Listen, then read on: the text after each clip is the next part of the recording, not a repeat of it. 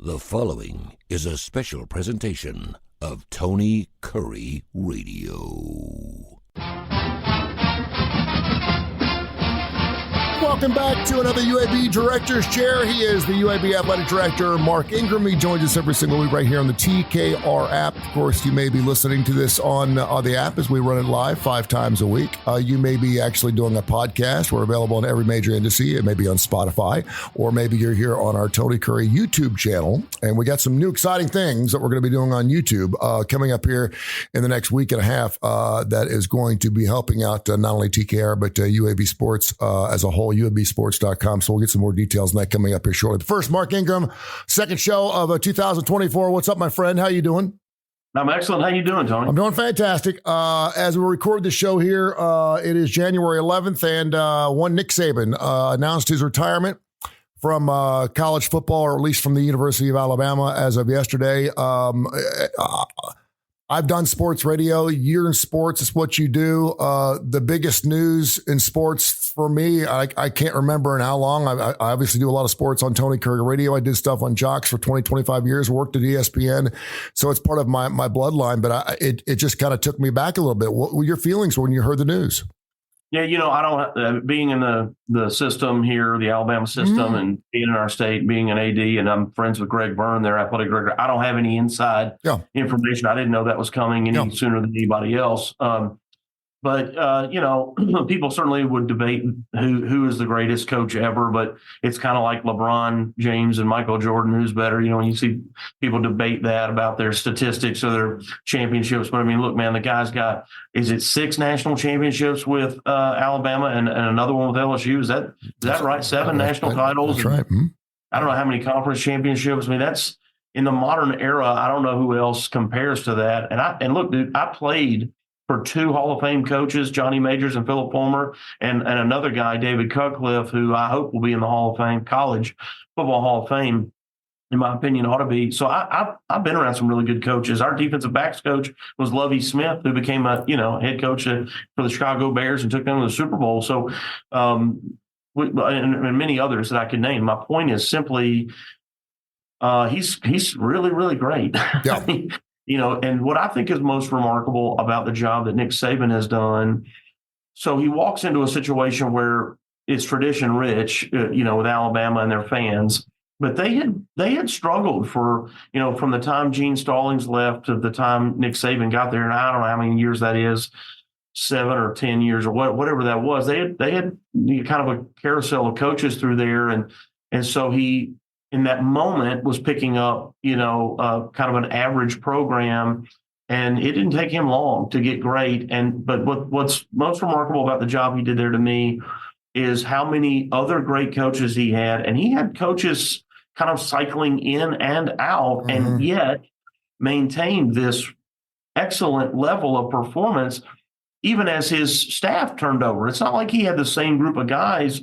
This core group of, we've had a couple come in and out, but this core group of, 8, was always here. Man, he had guys in and out, and he was able to maintain his philosophy with multiple people over and over and over again. And that, to me, is the job. To me, that's what really makes his job incredible, what he's done. And let me make this perfectly clear. I'm not asking you about Alabama because you're under the umbrella and you're the UAB athletic director. I'm asking you just as a football fan and as a friend. I just think, first of all, I love talking to you about football and things like this, and you're an athletic director, and I just love to get your thoughts on something like that, because obviously you're part of that hiring process. You just did that with Trent Dilfer this past year, and you told the story before, and I'd love if you tell it again, because Trent Dilfer was not on that short list per se that UAB had together, but kind of go through that story again. And then I'd love to hear just, pull the curtain back a little bit and talk about what happens now. Obviously you're not in those rooms at Alabama and you're not going to be making those hires, but what as an athletic director happens next at a university like an Alabama when it's coming to filling probably the biggest shoes we've ever seen in college football? Yeah, well, on the surface, it seems like, I found out that our coach was retiring on June 23rd. And on the surface, it's like, oh my gosh, it's right before the season. How terrible. Well, the rest of the staff was in place. All the recruiting was done. The game planning for the season was basically mostly done, general concepts. And And so really it was a benefit to us because we had more time to find the candidate that we want, that we thought was the best fit for us. And I was able to have conversations with so many coaches before the season started. When the season starts, man, these coaches don't want to talk to you. Yeah. I don't have enough time to talk to you. And I don't want to be distracted before our game this week. I got planning. I'm meeting with players and kids talking about getting in the portal, and they're not happy. And I got to talk to this kid's mom or his dad. And I got a coach who's happy or not happy. And I got another thing. And this coach's wife just had a baby and he's got to be out. And there's just stuff, it's just like normal personnel stuff. But there's this, constant game prep every week, and they just can't get into that. And some won't, and some of them contractually can't. And so having the opportunity to basically have the whole month of July before people started to at least just go, hey, Tony, we have an opening. We're going to go through the season. We're going to, conduct a search. Would you have interest in this job if I circle back to you later on in the season, or, yes or no? Hey, man, thanks a lot, but, I wish you the best, but I'm really happy here. And okay, great. Or no, hey, man, thanks a lot for the call. Obviously there's a lot to be done here, but yeah, you got a great job. I'd have interest. So it gave us that opportunity to at least have some one-on-one phone conversations with 20, 25 people before their season ever started. Yep. And so we were able to, some people didn't seem enthusiastic. Most of them were. Some people wouldn't talk at all. Hey, man, my contract won't let me even speak to you, And so, but it was, anyway, gave us a great foundation for a beginning there that we otherwise would not have had. I've gone through this, in the Southeastern Conference a couple of times at other schools, not Alabama, but highly resourced places. And so their process is a little bit different than the one that I went through, when they were, when Alabama, and again, I don't know their the details of their financials, but they've got resources and they have the ability to pay buyouts. Now, to what extent, I don't know, but they have to they can think of things differently than we were able to think of things. But it's really just a matter of decimal points, right? We had money to buy somebody out to a point, but you couldn't just go get anybody. Alabama is at a place, or they are a place that, again, I don't know the details of their financials. I don't want to say they can go get anybody, but their limits are different. They have fewer limitations than we have, so that is both wonderful and terrible. What that means is I had a pool of candidates that was this. Their pool of candidates is potentially this, and the great thing for them is they really are, and you're seeing through the media debating the absolute best of the best of the best names that are out there. And so that is a great problem to have, but it's still a problem, and it ain't easy. And you're still trying to figure out, the right fit means personality wise, do we just get along, you and me? Do we seem to have a good rapport? Do we seem to be able to have a friendly conversation about anything? That was one of the things that makes Trent Dilfer so great, is he's so personable and so easy to talk to and get along with. And our entire athletic department staff would say that.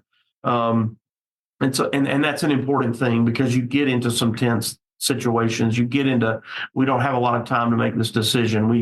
We have a game to play, and it's not always wine and roses. You're not always winning.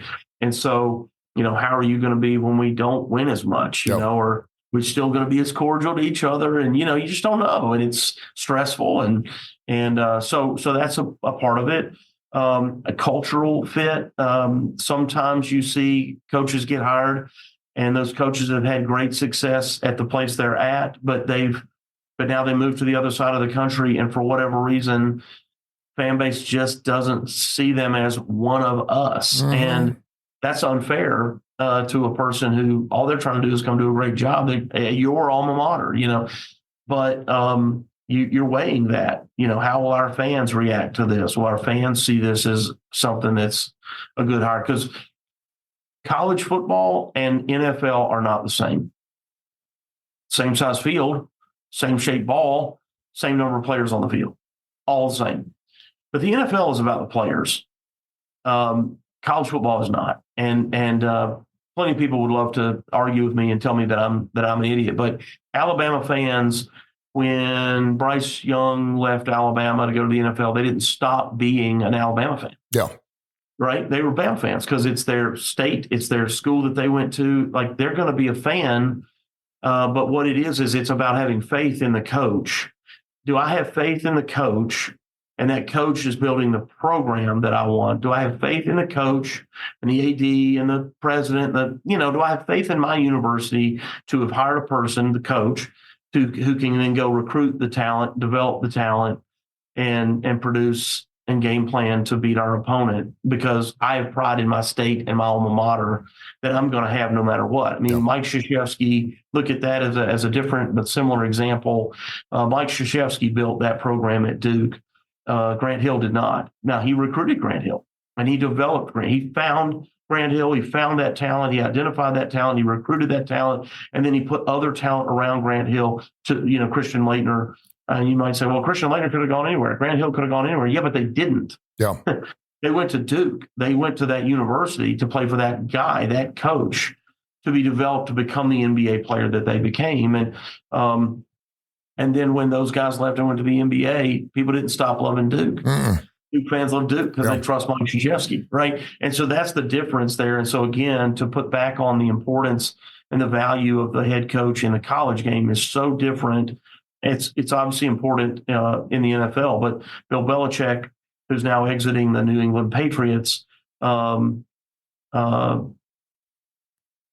it seems like I don't know if that's he's leaving and Pete Carroll's gone too and yeah, I mean, why is that? And the thing is now Jim Harbaugh, they're saying that perhaps he's wanting to go back into the National Football League, and I know there's been the question, you have to throw it out there, was Nick Saban leaving to go to the National Football League? It's not going to happen, but I mean it could be less than 1%, so you have to throw that out there. My brain is exploding with so many great questions, and because I know your answer is going to be knocking out of the park here, but I do want you to talk a little bit about. So it's called the UAB Director's Chair. I'm going to take your Director's Chair away. I'm going to put the President's hat on your head here in a minute. I'm going to ask you what kind of hire would you make at Alabama if you would do that for me. But before I do, everyone's questioning. Nick Saban seems like he's gotten a little softer, and they only mean that in the most complimentary way. He's a grandpa. I think we all get a little softer as we get a little older, a little more feeble, but he's still got the firepower. We know that he wins a national championship, at least at Alabama, the 17 years, about every 3 years, and this would have been that third year, and it didn't happen this year. And certainly, you look at the Auburn game, shouldn't have been there. You look at the Michigan game, should have been there. It goes back and forth. It's a game of inches. So everyone's going, why now? And I think, if he had thrown some things out, and I know there was a hug between him and Kirby Smart after the SEC championship game where he hugged him and said something like, I'm getting too old for this crap or something like that. And of course, some people read into that. I think he says that after every game that's a difficult game at Alabama. I'm getting too old for this. We all say that stuff. But first of all, were you surprised at the timing at the age of 72 and that obviously he's still at the top of his game? And do you give any credence to maybe he's just tired, or maybe this NIL thing is just finally wearing his ass out and he's like, you know what, I've had enough of the college game? Or do you think he just said, listen, I've done everything I can do here. Maybe it's just time to hang it up and ride off in the sunset with Mr. Harry? I think all those things are a possible yes. Yeah. I have 4 kids, and my third child, Charlie, has been trying to play college football. He's a senior in high school, and so he's been to some camps at Alabama. He's been all over the place. And but through that, and only through that, have I been around Coach Saban, who seems to have a ton of energy now. And again, as a compliment, because he is the age of he's younger than my parents, but he's actually my father-in-law is about his same exact age. My parents and my wife's parents are not, they're different. Her parents are younger. That's my point. Anyway, and his energy level compared to my father-in-law is night and day. And so, again, a compliment to him, and not to beat up my father-in-law in case you haven't listened, Bill. I love you too. Yeah. But I mean, Nick Saban's, jogging on and off the field, and he's doing that. I mean, he looks like he's in, again, great shape. Good for him. Credit to him. And so I don't know, but I can tell you that some of the other things you mentioned, whether it's NIL, transfer portal, the new transfer rules that allow you to play immediately and transfer as many times as you want, that is exhausting to all of us in college athletics. And it's just, again, it's just this discussion of, is there going to be a super conference or some number, top 50 or 60 or 80 schools going to break away? And That's exhausting. And all of it is opposite. It's completely opposite from the way that we built the NCAA. The way we built our organization was about trying to create competitive equality to create competition. Competition is good. And ever since we created what we call autonomy rules, which is the autonomy group is what the media calls the Power Five, the now Power Four. When we did that, we stopped trying to make things equitable and instead said, hey, look, if I've got the money, why can't I take my football team to Italy? Mm-hmm. Well, okay, I guess you can. And so when we did that, we stopped listening to the UABs and the Ball States of the world and the Bowling Greens and the Colorado States of the world. We gave those higher resource teams, we gave them balance, in decision making. And when we got cut out of that conversation, there was no more balance. Well, that decision, autonomy, is what's led to paying them cost of attendance stipends, giving them Alston Awards, and now NIL and the transfer rules. And it became this snowball effect. And when people go, the NCAA has lost control. Yeah, because we created autonomy. Yeah. We should have, if we had kept things tight and pushed away this, no, we're not going to let you make your own decisions. We're going to keep things equitable for the sake of competition. We wouldn't be having these conversations today. I've got a show here on TKR. Yeah, I got a show on TKR. We had a show called Adapt or Perish, and it was a business show, and it's basically about you're going to adapt how business performs, or else you're going to die. You're going to perish. You have to move along with the things. And I think Nick Saban, I think a lot of people thought because of his age, he was that 3 yards in a cloud of dust guy for a very brief moment in time until next thing you know, he's throwing the football over the football field. And I think that was because of the culture of college football when he got into it in his age group. And now, of course, you're seeing, Mac, you're seeing some of these older guys who are now in their 70s and they're transforming their game and they're adapting their game. And I remember when we went to the hurry up. And in the SEC, and I want to say, gosh, it was about 6 or 7 years ago, so it was probably double that. And I remember Nick Saban. So listen, that's fine. I just want to know what's the rules. What are we doing here? Are we going to hurry up or not? Is that what we're doing here? Because it was changing the way he needed to coach his game. And so he adapted to that. Next thing you know, he's got the top 3, offense in the country from a school that everyone's just known as a great defensive school. And obviously, you just look at the Heisman trophies and just the quarterback play at Alabama. Heck, it's nothing but, just offense now. But it bothers me when someone says that something in his industry has chased him off. That you're belittling the man and the legacy and the prophetic stature of an individual when you're saying that something inside of his sport has just worn him down to the point where he's like, I'm just not going to do this anymore. This NIL thing is ruining for me. I don't want to do it anymore. I think it's ridiculous. Yeah, well, it's not ridiculous though, Tony. It's no. I'm not saying it won't wear you out, but it's not going to chase off a guy who's won 7 national championships. Maybe not him, but I can tell you, I've had more conversations with ADs and coaches about retirement and getting out and going and doing something else than ever in my life, and it's tenfold. The federal, the fact that there's just a lawsuit every day. I'm not happy, so I'm suing you. Yeah. This happens on a national level, the NCAA, and it happens on our campus level. When people don't get their way, then I'm going to file a lawsuit. And it's like, what? You can't have a conversation with an employee without having somebody from HR present because they're going to sue you if you do. And heaven forbid you give somebody advice and then they say, I took your advice and that was bad advice. I was like, look, man, you came to me asking for advice. That used to be called mentoring. Yeah. Now it's just it's just a different world, man. And it's hard. And there's a lot of people that are trying to find other things to do. If they can figure out a way to support their current income, if they still need one, and do something different, people are trying to find a way out. No, and that's why we're doing the UAB director's chair. I'm just telling you how I see it, and I love the fact that you've got a different way of viewing that because I'm not behind that chair, and I don't see that. UAB again, look, Nick Saban's 72 years old. Can it just be simply like, hey man, I'm 72, and I don't think we need to have a reason. He's 70. Yeah, and I think there's a reason, but I think the timing just was kind of strange. Some people were making the timing to the Bill Belichick, obviously, because they were together at one point, and they're 2 of the best coaches in their respective sports. And for them to be hanging it up within a week. He got through his last game. Yeah. Right. He got through his last game, and then he made the announcement to the team when the team was all back on campus. Yeah. Their first day back on campus. The first day of class was yesterday, I think. Is that right? Or was that last Mile 5 week? Yeah. No, it was. You're right. You're right. It was their first day of class. You're right. You're right. So they played Monday night. He told the team on Wednesday when they were all back together. I mean, later than some people, like some people ordinarily, you'd say, gosh, if you're going to make a change, this is why the early signing period is why people are getting fired in the middle of the football season. And so they can have a search and have somebody in place for that early signing period. So on the one hand, you say, oh, that's unfortunate. But he's coaching a team. He's trying to win a championship, and he did. He won another conference title and knocked off Georgia, who's a great team. No doubt. So let me ask you this: as just a average Joe Schmo, and I know I can't do that because you're the athletic director at UAB and you're under that umbrella. I get that, but you're the president at Alabama, or a school that is comparable to what Alabama is. And pretty much the purse strings are as fat as you want them to be. And I realize it's a business and you have to run that business. Alabama could basically go out and if they want to go get Pete Carroll, and I know there's going to be these crazy rumors out, and of course all these weird things are going to be happening. And do you go offer him $15 million? Is that a splash thing? Does as you as a football guy, what would you do if you were at Alabama?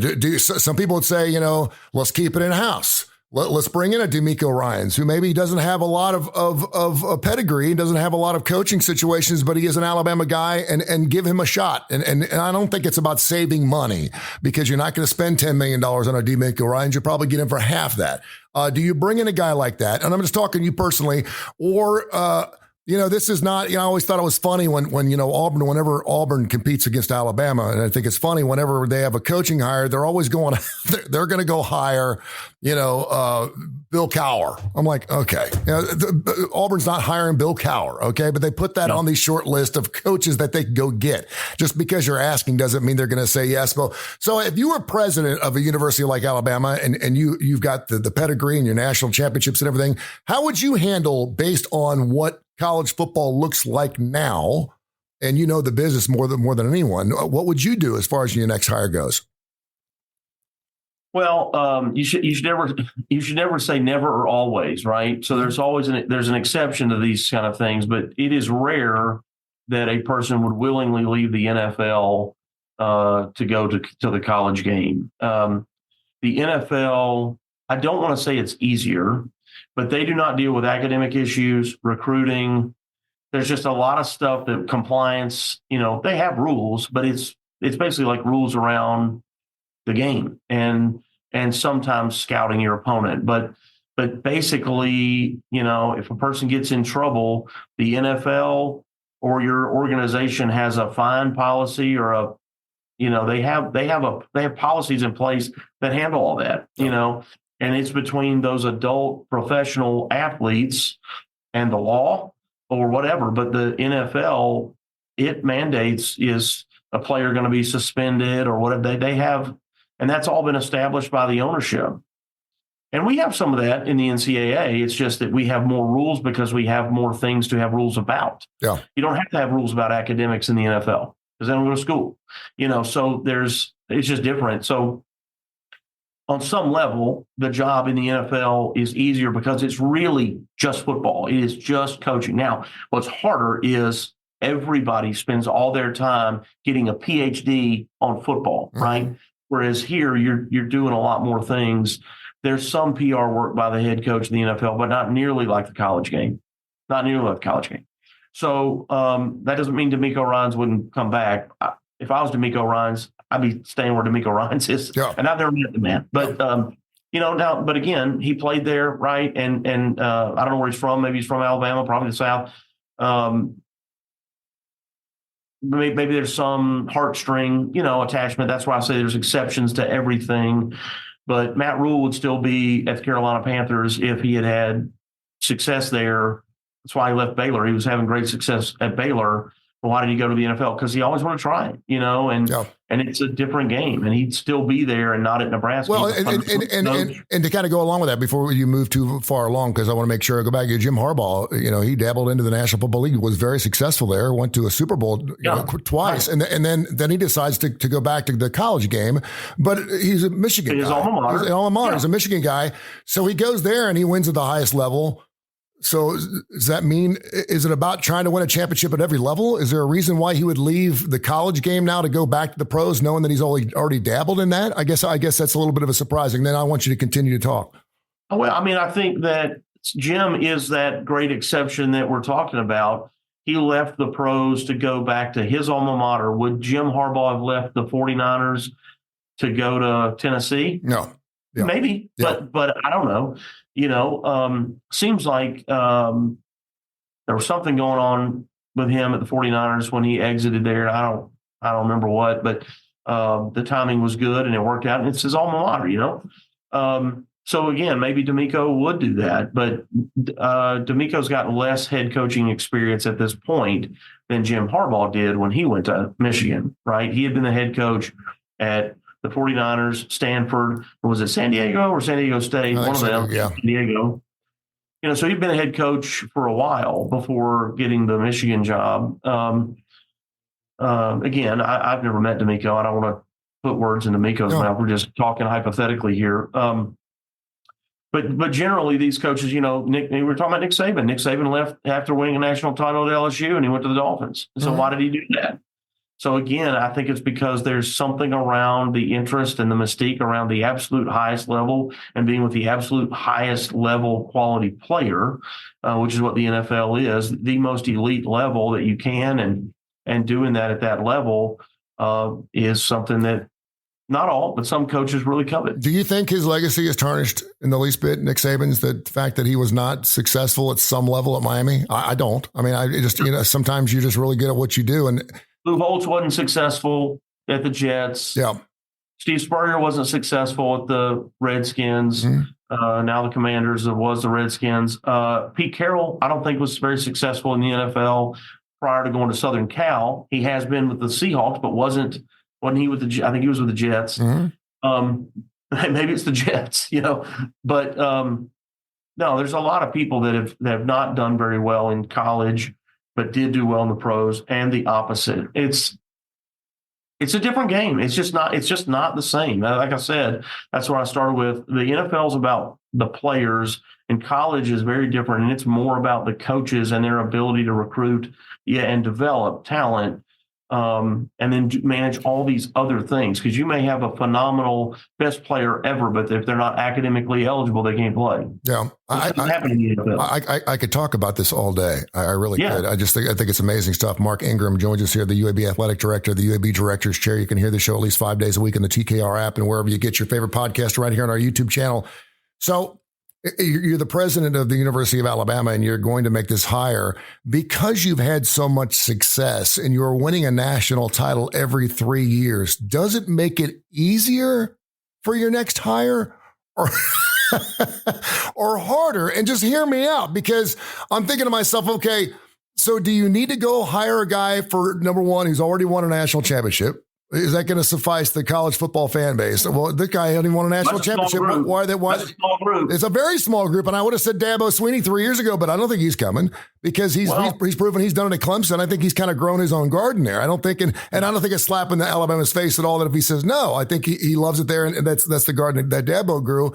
But I also, you can't expect someone to have the success that Nick Saban had because he's the greatest coach we've ever had anywhere. So I mean, so hard shoes to fill, man. And listen, I'm not saying that if you didn't have some coaching pedigree and you've been coaching for 20, 30 years, you would not jump all over the Alabama job. I think it's a job you take. But is that, well, I'll dumb it down. Van Halen's going back on the road, and they need a new Eddie Van Halen. Do you want to be the new Eddie Van Halen? Do you want to be that next guy? I mean, do you? I don't know. Yeah, I know you can't. You got to be the best version of yourself, right? And trust hope people accept you. But so your question was, is it easy or not? And the easy part, when we were looking at our job, one of the questions that coaches asked was, can you win there? And because we had some winning in the previous 5 years, we've been to bowl games, we've won a couple of championships, then we know you can win there, right? People know that you can win at Alabama. Mm-hmm. So the easy part is Greg Byrne and no one affiliated with that search will have to convince any coach that you can win at Alabama. Yeah. That part is easy. That won't even have to be a discussion point. But the hard part is trying to fill the role of a guy like Nick Saban. And so there will be some people who will say, I don't want to be that guy. Hey, call me the next time. I don't want to be the guy that follows it. So that could be the hard part. And then, look, man, while Alabama may have the money in theory to go get – people say they have the money to get anybody. Look, they have a budget too. Believe it or not, they have a budget that they have to manage as well. They're going to be responsible with that. And even still, somebody may say, look, man, I'm comfortable here. I mean, again, just like we were talking about D'Amico, I'm just giving you my opinion. Sure. It is an easier path to the national championship through the ACC than it is the SEC. My opinion, just my opinion. And as those leagues are evolving, right, you're going to have that could get harder or easier, whatever, as this realignment has occurred. But historically speaking, that's why some people say the Auburn job is such a hard job. Is in the past you're in the toughest conference, and the Western Division of the SEC has recently been the hardest. It used to be in the 90s. It was the Eastern Division with Tennessee, Florida, and Georgia. They were up while sort of the others were kind of down. LSU was down and Alabama was down. A&M wasn't in the league yet. Missouri wasn't in the league yet. And so, that kind of ebbs and flows. But in the moment, as Nick Saban has been at Alabama, you're the head coach at Auburn, and you're dealing with the fact that, so I'm in the toughest league, I'm in the toughest division of the toughest league. Oh, and by the way, I'm in the same state as the guy that's maybe the best coach ever. That's a hard job, man. And you've won there. You've won a title there. So you've proven to your fan base that we can get it done here. So there's nothing less that's going to be acceptable. Yeah.